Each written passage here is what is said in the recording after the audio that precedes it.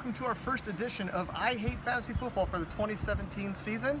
We are here on location in Manhattan Beach with the lovely beach behind us. Josh, why are we here?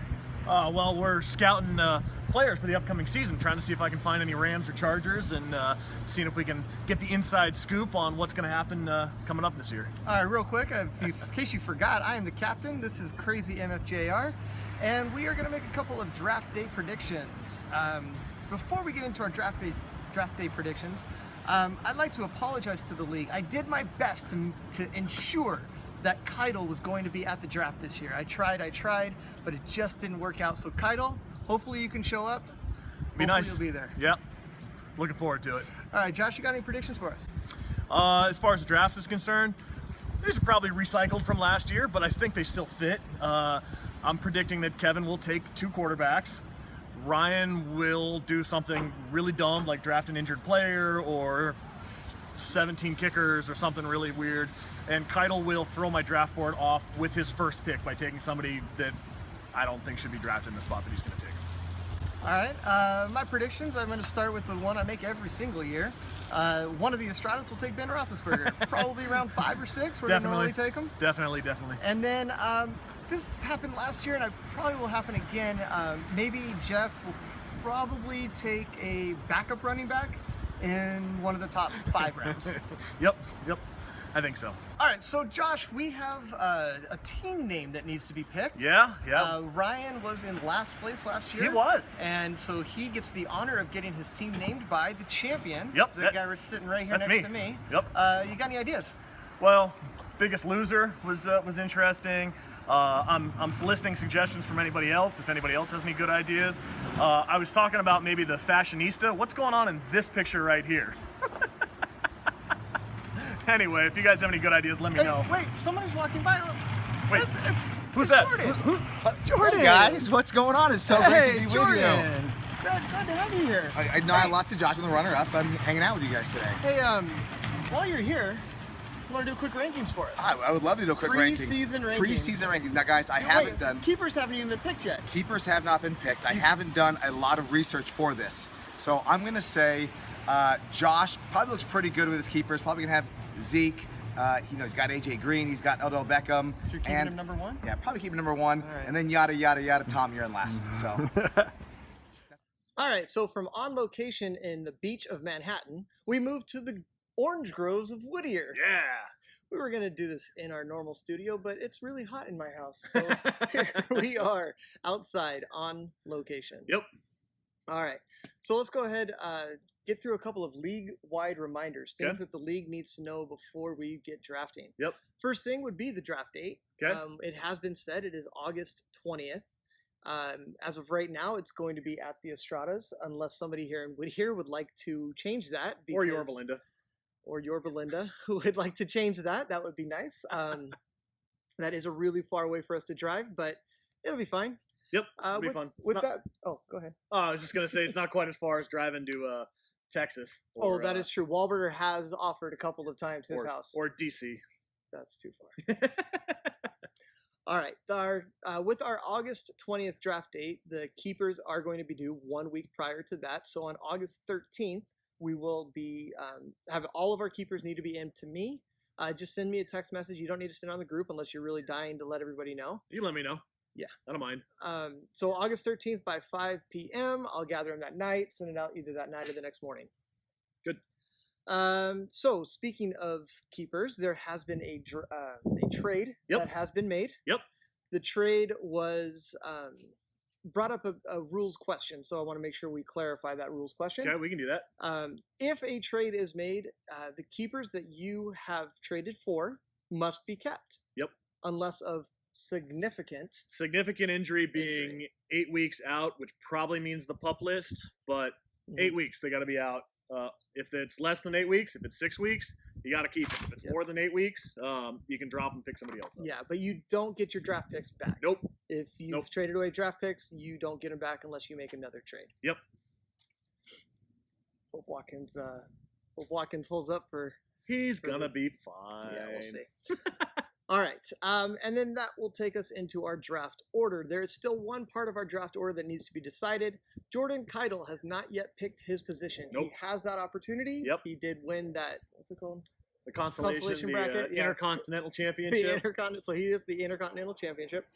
So he gets to pick his spot. But once he has done that, the rest of the draft order goes Darren, Lisa, Jeff, Tom, Ryan, Gus, Kevin, Wahlberger, and then our reigning champ, Crazy MFJR. So if Keitel doesn't actually pick his spot, where does he wind up drafting? So if Keitel does not tell us, and he needs to tell us by the time keepers are due, so Jordan Keitel must tell us by August 13th at 5 p.m. If he does not tell us by that time, he just picks first because that's just what it's going to be. Okay, fair enough. All right. Hey, let's Okay. go ahead and move on to some draft items. Okay. Thinking about our draft coming up, we have a couple of guys that have not been in the NFL for very long. No, they've been in the They NFL. were in the NFL, then they went on vacation. And now they're back. Now they're back. All right, so Marshawn Lynch, Yep. Adrian Peterson. Yep. Where do you think they get drafted this year? So Marshawn Lynch, in the last mock draft I put together for myself, I had him going somewhere in the maybe second or third round. I can't remember exactly, but right in that range. I think there's going to be a lot of opportunity for him in Oakland, assuming that he stays healthy and that he's ready to play. That offensive line is really solid. Production should be there. I think that's going to make him a high pick. All right, I disagree. Well, I mean, Okay. I don't disagree with him being a high pick. Okay. I disagree with where you have him. I think he's going to actually go in the first round. Wow. I do. I think we That's have high. enough people not keeping first rounders. I think that someone sees Marshawn Lynch's name there, knows beast mode is out there, and I think he will get taken. I wouldn't doubt it. It's not going to be by me, but I think someone will take him there. Probably. What about AP? AP is not going to quite as advantageous of a situation. Going to the Saints, he's going to be sharing the backfield with Mark Ingram. They also drafted a running back this year, so they're going to have to split carries. He is a Hall of Famer. He's very talented, but he's at the tail end. And having taken a bunch of time off and being hurt and then changing situation, not to mention that Drew Brees likes to spread the ball around. They're going to be throwing a whole bunch.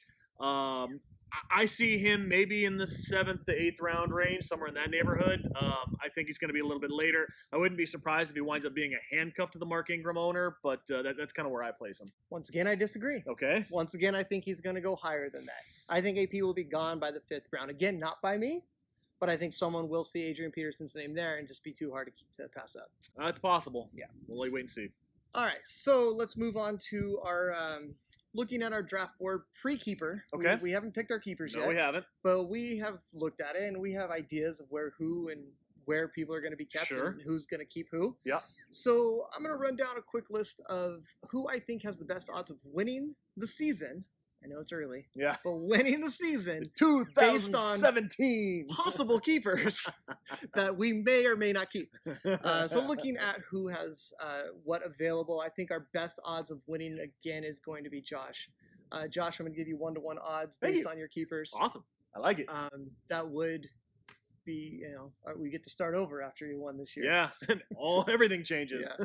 Good old Empire. Yep. Looking at Josh's keepers, number 1, I think number 2 on that list, giving him 2-to-1 odds, is going to be Jordan Wahlberger. Jordan has some good keepers. He's got some good choices. He actually has about 4 or 5 guys that he can keep. Yep. Got to make a few decisions, but No, with those decisions being made, I think that he's going to be the number 2 guy out there. well, if he wins, we also start all That's over. also true. Yep. I think Darren just wants to start all over. It's maybe. Behind him, sad to say, but I think we have to put him here. Gus with Aaron Rodgers. Gus keeping Jordy Nelson, has Yep. a chance to keep Gronkowski, has Yep. a chance to keep Blunt. A lot of options there too. Keeping the possible number 1 quarterback and one of his best weapons. Part of his tag team. But the only problem with that is Gus has had some picks True. from trades from last season that didn't really wind up helping Some him all high that picks. much. Yeah, so I don't know if I would favor him quite that much, but Well, I'm putting him at 3-to-1. he will draft somebody that everybody hates that will wind up having a career year and will vault him back into the playoffs, even though, the Estradas do everything they can to keep him out.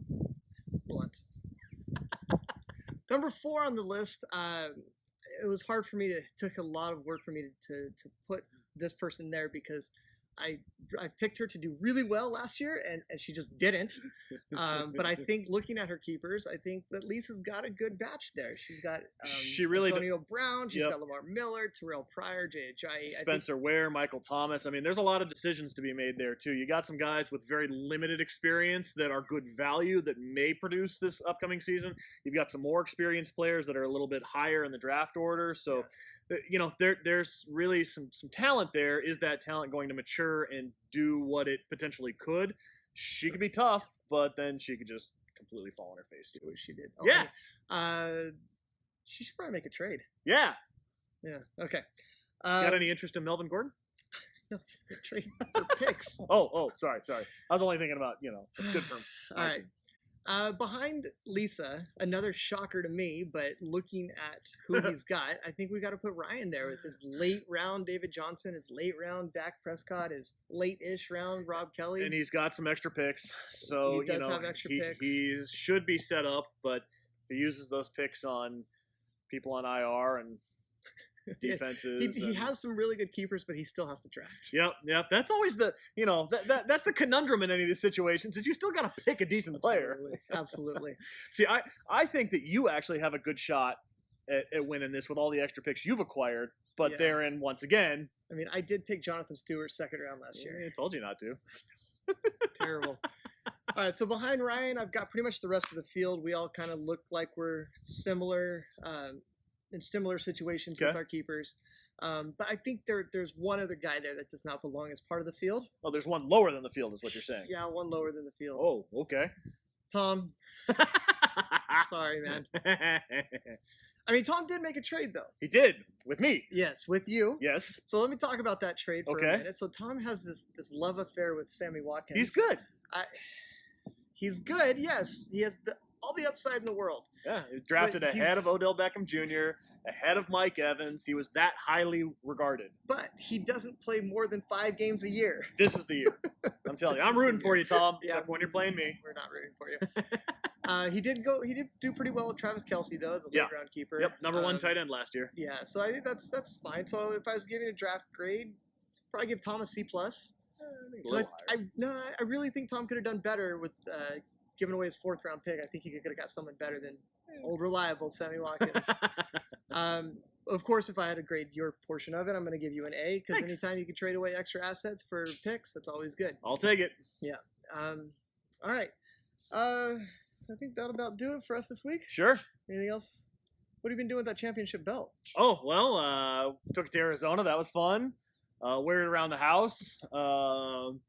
Think I'm taking it up to Mammoth, so that should be fun too. And take some good pictures. Yeah, I don't intend for it to leave anywhere that I am not, directly in charge of. So. All right. So for Crazy MFJR, I am the captain, and that'll do it for us this week. We'll see you next time. Bye.